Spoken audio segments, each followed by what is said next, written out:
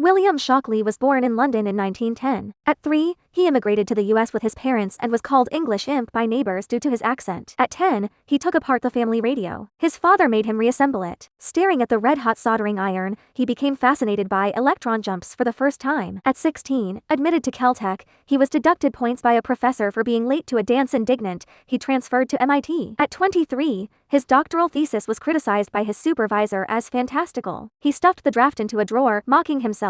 A transistor? I might as well be a vacuum tube salesman. At 28, he joined Bell Labs, his experimental notebook filled with 47th failure. At 33, sharing a microscope with John Bardeen and Walter Brattain, they argued over who first observed the surface states of germanium. At 37, the three invented the transistor and won the Nobel Prize. Yet at the award ceremony, he said, "This metal is too light to match that piece of germanium." At 40, he jumped ship to found Shockley Semiconductor Laboratory. During interviews, he tested employees' IQ with poker cards, scaring away half the talents. At 43, due to his authoritarian management, 8 core members resigned collectively to found Fairchild Semiconductor. He slammed the phone in anger. They'll regret it. At 47, while Fairchild spawned Intel, he became obsessed with eugenics, publicly claiming people with IQ below 100 are unfit to reproduce, causing an uproar. At 50, his laboratory collapsed. He hid in the basement, assembling a thinking cap from scrap oscilloscopes. At 55, Stanford refused to renew his appointment carrying a carton of belongings. He murmured, "Silicon Valley owes me an empire." At 60, he published Genes and Intelligence and was pelted with eggs by protesters. At 65, living in loneliness, he said to the pigeons he fed,